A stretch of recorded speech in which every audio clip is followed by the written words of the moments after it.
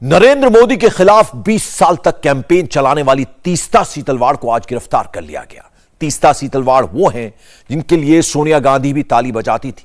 अभी अभी बीजेपी ने कहा है कि तीस्ता सीतलवाड़ कांग्रेस अध्यक्ष सोनिया गांधी के इंटरनल डिजाइन की मेंबर थी। प्रधानमंत्री पर सुप्रीम कोर्ट के डिसीजन के एक दिन बाद जो एक्शन शुरू हुआ है वो अभी शुरुआत लगती है। मोदी के खिलाफ साजिश और दुष्प्रचार के 20 साल बाद आज 2 लोग पकड़े गए हैं। समय का पहिया वापस घूम रहा है। अगला नंबर किसी और का आने वाला है। कुछ बड़े संकेत आज होम मिनिस्टर ने दिए हैं। कुछ डिटेल्स इस रिपोर्ट में है। कैथोलिक धर्म गुरु फादर सेड्रिक प्रकाश, पत्रकार अनिल धरकर, एड गुरु अलीक पद्मसी, स्क्रिप्ट राइटर जावेद अख्तर, नाटककार विजय तेंदुलकर, फिल्म एक्टर राहुल बोस और इन सब के सेंटर में तीस्ता सीतलवाड़। इन 7 में से 3 लोग अब इस दुनिया में नहीं हैं। बाकी बचे 4 लोगों पर देश की सर्वोच्च अदालत ने अब तक की सबसे तीखी टिप्पणी की है।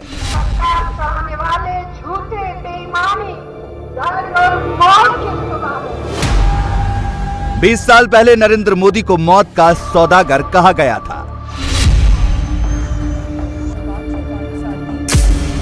20 साल बाद सुप्रीम कोर्ट ने नरेंद्र मोदी को सारे आरोपों से बेदाग बरी कर दिया और मौत के असली सौदागरों को कटघरे में खड़ा कर दिया।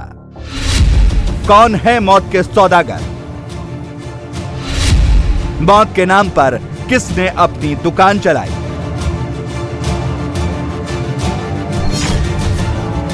चलिए एक एक करके उनकी पहचान करते हैं। देश की सबसे बड़ी अदालत ने गुजरात दंगों के बाद शुरू हुए मुकदमे में जिनके रोल पर उंगली उठाई है, उनमें से सबसे पहला नाम है तीस्ता सीतलवाड़।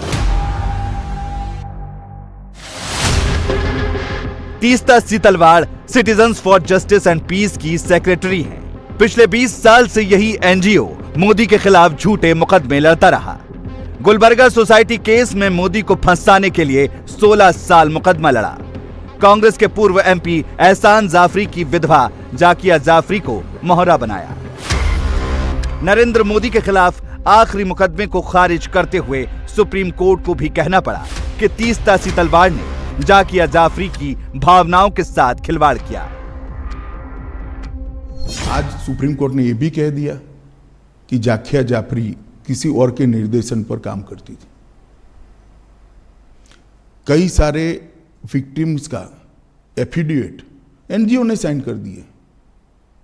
विक्टिम को मालूम ही नहीं है। सब जानते हैं ना कि तीस्ता सीतलवाड़ जी की एनजीओ ये सब कर रही थी और उस वक्त जो यूपीए की सरकार आई उसने ढेर सारी मदद करी है। तीस्ता सीतलवाड़ की एनजीओ को ढेर सारी मदद करी है। सबको मालूम है, पूरे लुटियन दिल्ली को मालूम है। और केवल मोदी जी को टारगेट बनाकर ये सब किया गया। उनकी छवि को हानि पहुंचाने के लिए किया गया। उनको दंगों के केस में उनकी लिप्तता बनाने के लिए किया गया। मगर सत्य को कुछ नहीं होता है। ये लंबी लड़ाई मोदी जी ने बहुत धैर्यपूर्वक सारी वेदनाओं को, वो विष को हजम करते हुए लड़े और आज चमकते सूर्य की तरह सत्य बाहर आया है। मोदी जी जीत कर बाहर आए हैं।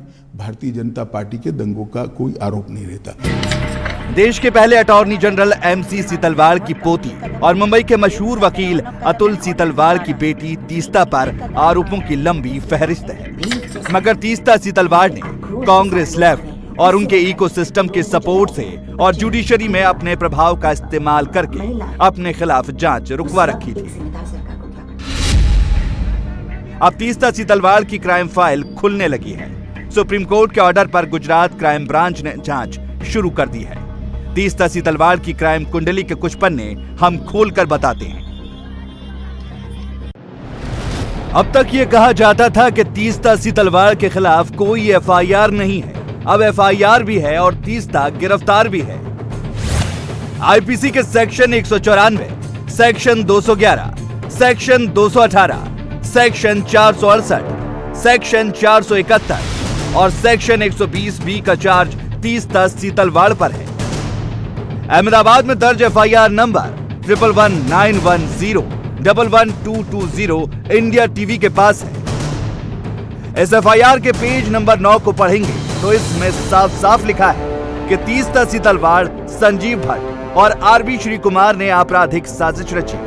इन तीनों ने गुलबर्गा दंगा केस में झूठे सबूत बनाए, कोर्ट में झूठे गवाह पेश किए, बेगुनाह लोगों के खिलाफ आपराधिक मुकदमा चलाया, सरकारी रिकॉर्ड्स में छेड़छाड़ की और उन झूठे रिकॉर्ड्स को सच की तरह कोर्ट में पेश करके बेगुनाह लोगों को फंसाने की कोशिश की। गुजरात दंगे के बाद तीस्ता सीतलवाड़ के रोल पर सुप्रीम कोर्ट की टिप्पणी के अगले ही दिन अहमदाबाद पुलिस ने एफआईआर लॉन्च और मुंबई जाकर उनको गिरफ्तार कर लिया। तीस्ता सीतलवाड़ को लेकर गुजरात एटीएस मुंबई से गुजरात के लिए रवाना हो रही है। कुछ कहे यहाँ पर आप देखिए, तीस्ता सीतलवाड़ जो है वो जो है गुजरात एटीएस की गाड़ी में यहाँ से जा रही है। तीस्ता से बात करने की कोशिश करते हैं यहाँ पर देखिए मीडिया ने बहुत बात करने की कोशिश की, लेकिन मीडिया से बात नहीं करने दिया पुलिस ने और यहाँ पर तीस्ता सीतलवाड़ को गाड़ी में लेकर निकली है गुजरात एटीएस। दरअसल गुजरात दंगों को लेकर जो रिपोर्ट आई है उसमें स्पष्ट तौर पर गृह मंत्री ने कहा है कि किस तरह से गुजरात को बदनाम करने की कोशिश की गई और ये कोशिश जो है अब पूरी तरह से बेनकाब हुई है। एफआईआर में नरेंद्र मोदी का नाम नहीं है, लेकिन तीस्ता सीतलवाड़ और उनके गैंग के टारगेट पर हमेशा नरेंद्र मोदी ही रहे। 18-19 साल की लड़ाई, देश का इतना बड़ा नेता एक शब्द बोले बगैर सभी दुखों को भगवान शंकर के विषपान की तरह गले में उतारकर सहन कर कर लड़ता रहा और आज जब अंत में सत्य सोने की तरह बह रहा है, चमकता हुआ बह रहा है, तो आनंद ही होगा।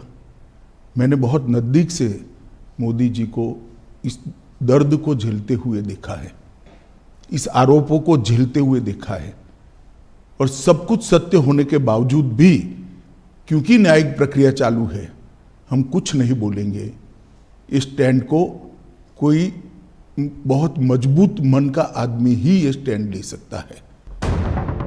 जब तक कोर्ट ने प्रधानमंत्री को पूरी तरह बाइज्जत बरी नहीं कर दिया, नरेंद्र मोदी या अमित शाह ने इस केस के बारे में कभी कोई बयान नहीं दिया। 20 साल तक मोदी लड़ते रहे, 20 साल बाद अब जाकर मोदी को जीत मिली। भारतीय जनता पार्टी की विरोधी राजनीतिक पार्टियां, कुछ आइडियोलॉजी के लिए राजनीति में आए हुए पत्रकार और कुछ एनजीओ ने मिलकर, ये त्रिकूट ने मिलकर ये आरोपों को इतना प्रचारित किया और इसका इकोसिस्टम भी इतना मजबूत था कि धीरे धीरे झूठ को ही सब सत्य मानने लगे। उस वक्त जो इकोसिस्टम बनी थी, वो इकोसिस्टम ने एक झूठ के पुलिंदे को इतना हवा बनाकर जनता के सामने खड़ा कर दिया कि इसकी इन्फ्लुएंस में सभी लोग थे, शायद कोर्टें भी होगी। नरेंद्र मोदी को बदनाम करने के लिए तीस्ता सीतलवाड़ ने कांग्रेस की मदद ली, तीस्ता सीतलवाड़ ने लेफ्ट पार्टियों की मदद ली, लेफ्ट ओरिएंटेड वकीलों और पत्रकारों की मदद ली।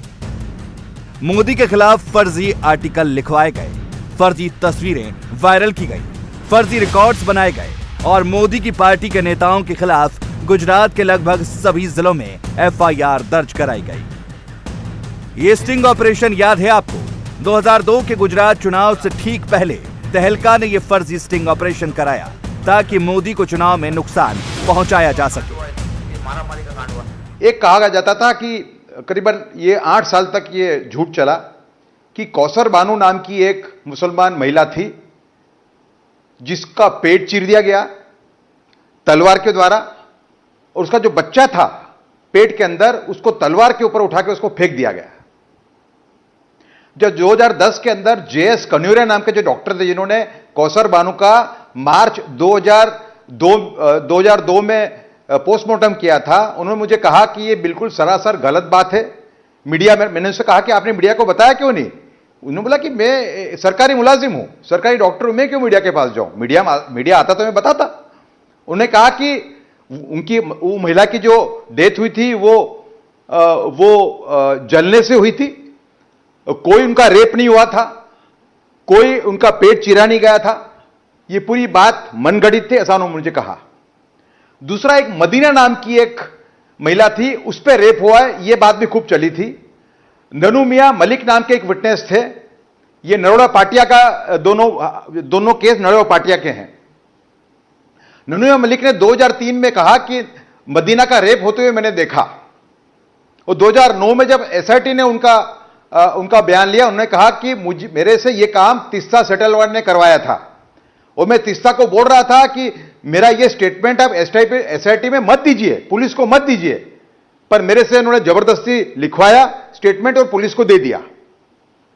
फिर एक बात यह थी जो चली, कुछ विटनेसेस ने कही भी, कि जो एहसान जाफरी थे, जाकिया जाफरी के मरूम पति, जो इस राइट्स में जिनकी दुर्भाग्यपूर्ण रूप से मौत हुई थी, यह कहा गया था कि उन्होंने फोन किया श्री नरेंद्र मोदी को, श्री नरेंद्र मोदी ने उनको गाली दी। इम्तियाज पठान जो मेन विटनेस हैं, ये जो किस्सा है जाफरी वाला, उन्होंने इस बात का उसमें कोई उल्लेख नहीं है। सुप्रीम कोर्ट का ऑर्डर आने के बाद तीस्ता सीतलवाड़ के खिलाफ एक केस में एक्शन हुआ है, लेकिन तीस्ता की क्राइम फाइल में यही एक केस नहीं है। तीस्ता के खिलाफ कम से कम 3 केस पेंडिंग हैं। इनमें से पहला केस अहमदाबाद क्राइम ब्रांच के पास है। ये केस दंगा पीड़ितों के लिए जमा किए गए पैसे की हेर फेर का है। तीस्ता सीतलवाड़ के एनजीओ सीजेपी ने दंगा पीड़ितों के फंड इकट्ठा किया। म्यूजियम ऑफ रेजिस्टेंस बनाने के लिए 9 करोड़ 75 लाख का चंदा लिया। तीस्ता सीतलवाड़ ने इनमें से 3 करोड़ 85 लाख रुपए अपने ऊपर खर्च किए। एनजीओ के फंड में पैसा आ जाने पर तीस्ता ने दंगा पीड़ितों की मदद नहीं की। तीस्ता ने 1 करोड़ 53 लाख रुपए अपने अकाउंट में ट्रांसफर करा लिए। 96 लाख रुपए तीस्ता सीतलवाड़ के पति के खाते में ट्रांसफर किए गए। फरवरी 2011 से जुलाई 2012 के बीच यूपीए सरकार के मानव संसाधन विकास मंत्रालय ने तीस्ता सीतलवाड़ को 1 करोड़ 40 लाख रुपए का फंड दिया। तीस्ता सीतलवाड़ और उनके पति जावेद आनंद ने सेंट्रल फंड का पैसा अपने ऊपर खर्च किया। सन 2010 से 2013 के बीच जो सबरंग ट्रस्ट है जावेद और तीस्ता सीतलवाड़ को, उसको एचआरडी मिनिस्ट्री से, केंद्र से 1.5 करोड़ रुपए सैंक्शन किया गया था। 1.5 करोड़ रुपए बकाया, ये आप अभी जाके वेबसाइट में देख लीजिए। ये 1.5 करोड़ रुपए एजुकेशनल पर्पस से दिया गया था, जिसको तीस्ता सीतलवाड़ ने वहां पर नरेंद्र मोदी के खिलाफ पैम्पलेट बना करके बांटे। ये मिसयूज ऑफ सेंट्रल फंड्स हैं। ऐसे करोड़ों रुपए सोनिया गांधी जी के कहने पर सेंट्रल गवर्नमेंट ने तीस्ता सीतलवाड़ को दिया है, जिसको कि शैंपेन खरीदने में, छुट्टी मनाने में ये इस्तेमाल किया गया है। ये सारे दस्तावेज सुप्रीम कोर्ट के सामने हैं। एंटीसिपेटरी बेल इत्यादि इन लोगों ने अप्लाई किया था। तीस्ता सीतलवाड़ ने दंगा पीड़ितों का पैसा पीड़ितों को नहीं दिया, उस पैसे से मोदी को बदनाम किया। तीस्ता सीतलवाड़ सिर्फ चंदे के फंड में ही हेराफेरी नहीं करती थी, बल्कि उनको विदेश से भी चंदा मिलता था। इसका खुलासा खुद तीस्ता के पूर्व सहयोगी रईस खान पठान ने कोर्ट में एफिडेविट देकर किया था। इस एफिडेविट के मुताबिक तीस्ता सीतलवाड़ के ट्रस्ट को विदेशों से चंदा मिलता था। तीस्ता कम्युनलिज्म कॉम्बैट नाम की मैगजीन निकालती थी। इस मैगजीन के लिए ही तीस्ता को विदेश से पैसा आता था। एफसीआरए लाइसेंस के तहत विदेशी पैसा कहीं और खर्च नहीं किया जा सकता। उसके पति विदेशी चंदे का दूसरा इस्तेमाल करते थे। इसी केस में तीस्ता के सबरंग ट्रस्ट का एफसीआरए लाइसेंस रद्द हुआ। गुजरात में जब भी इन्वेस्टमेंट समिट होता था, हर अखबारों में दंगों पर आर्टिकल आ जाते थे। 10 साल तक, 12 साल तक कंटिन्यूअस आए। मोदी जी जब भी विदेश जाते थे, उनको एम्ब्रेस करने के लिए विदेश के अखबारों में आर्टिकल छपाए गए। एक व्यक्ति को परेशान करने के लिए कैसा हो सकता है, और इसलिए ये लंबी लड़ाई, 18-19 साल लंबी लड़ाई मोदी जी भी लड़े हैं और सत्य ढूंढने वाले लोग भी लड़े हैं। तीस्ता सीतलवाड़ को मोदी की क्राइम फाइल बनाने की आदत थी। खुद तीस्ता की crime file best bakery case की गवाह जाहिरा शेख ने खोली थी। तीस्ता ने जाहिरा शेख को बेस्ट बेकरी केस में मुख्य गवाह बनाया था। जाहिरा ने बाद में बताया कि तीस्ता ने उसका अपहरण कराया था। तीस्ता का एनजीओ जाहिरा शेख को बंधक बनाकर रखता था। आपको जान के आश्चर्य होगा कि ये तीस्ता सीतलवाड़ अकेली नहीं थी। Who was the driving force behind Teesta Setalvad? ये जो लोग, जिन लोगों ने न्याय प्रणाली के साथ धोखा किया, ये जो लोग जिनकी अल्टीरियर डिजाइन्स थे, जिनके विषय में कल सख्त टिप्पणी सुप्रीम कोर्ट ने किया है, इसके पीछे ड्राइविंग फोर्स कौन था? Who was the driving force? Sonia Gandhi and the Congress party. मैं सोनिया गांधी क्यों कह रहा हूं? Why was Sonia Gandhi the driving force? आप सभी जानते हैं कि सोनिया गांधी जी की जो एनएसी थी, जो एक्स्ट्रा कॉन्स्टिट्यूशनल बॉडी जो सोनिया गांधी ने बनाया था, नेशनल एडवाइजरी काउंसिल, उसकी एक सदस्य तीस्ता सितलवाड़ भी थी। आपको क्या लगता है ये करोड़ों रुपए का गबन, झूठ, फरेब, जब तक कि फर्स्ट फैमिली का सपोर्ट ना हो, जब तक कि सरकार का सपोर्ट ना हो, यह संभव था क्या? बिल्कुल नहीं। मोदी को बदनाम करने में तीस्ता सितलवाड़ अकेली नहीं थी। गुजरात पुलिस के कम से कम 2 senior IPS officer IB Shri Kumar और संजीव भट्ट उनकी साजिशों में शामिल थे। पूर्व डीजीपी आरबी श्री कुमार को भी गुजरात पुलिस ने गिरफ्तार कर लिया है। संजीव भट्ट पहले से साबरमती जेल में बंद हैं। संजीव भट्ट ने मोदी के खिलाफ फर्जी खबरें प्लांट कराने के लिए एक ईमेल ग्रुप बना रखा था। वो फर्जी कहानियां बनाते, तीस्ता सितलवाड़ उनके आधार पर जो फर्जी खबरें छपवाती, फिर सुपारी जर्नलिज्म वाले लोग उनको देश दुनिया में फैला देते। ये सब गुजरात के गोधरा कांड के दिन से ही शुरू हुआ था। जो तथ्य सामने आ रहे हैं उनको देखते हुए साफ लगता है कि तीस्ता सितलवाड़ चाहती थी कि ये गुजरात दंगों से जुड़ा मुद्दा हमेशा सेंसेशनलाइज रहे और इसे सेंसेशनल बनाने के लिए उन्होंने तमाम प्रकार की वो साजिशें रची, वो कोशिशें की जिससे ये मुद्दा हमेशा सुर्खियों में रहे।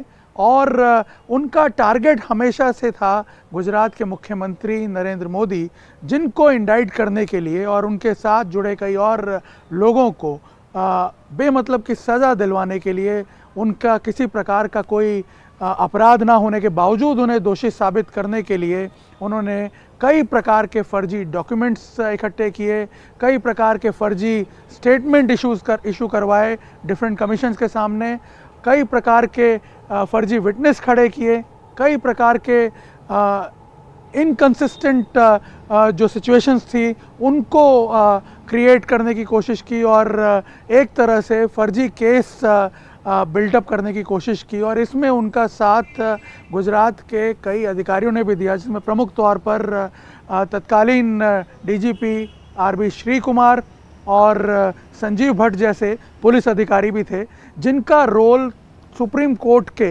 जो कल का फैसला है उसमें भी साफ तौर पर उभर कर सामने आया है, जिसमें साफ दिखता है कि इन अधिकारियों ने तीस्ता सितलवाड़ से के साथ मिलकर के गलत एफिडेविट्स जो हैं वो कमीशंस में प्रेजेंट किए, गलत जानकारियां जो है वो डिफरेंट कोर्ट्स के सामने प्रेजेंट करवाई, ताकि एक तरह से नरेंद्र मोदी को किसी भी प्रकार से घेर करके उन्हें सजा दिलवाई जाए और उन्हें किसी भी प्रकार से दोषी ठहरा दिया जाए। तीस्ता सितलवाड़ के लिए कभी सोनिया गांधी ताली बजाती थी, आज वही तीस्ता सलाखों के पीछे जा रही है। 27 फरवरी 2002 को गुजरात के गोधरा स्टेशन पर साबरमती एक्सप्रेस की बोगियां जलाई गई, 59 लोग जिंदा जला दिए गए। 28 फरवरी और 29 फरवरी 2002 को गुजरात में दंगे हुए। दंगे में हिंदू और मुसलमान दोनों मारे गए। दंगा कंट्रोल करने में पुलिस की गोली से 900 लोग मारे गए। लेकिन मोदी के विरोधियों ने यही बात फैलाई कि मुख्यमंत्री नरेंद्र मोदी ने एक तरफा कार्रवाई की। सच्चाई क्या थी, आज गृह मंत्री ने बताया। ये दंगा होने का मूल कारण गोधरा की ट्रेन को जला देना था। 60 लोगों को, 16 दिन की बच्ची को मां की गोद में बैठे हुए जिंदा जलते हुए मैंने देखा है।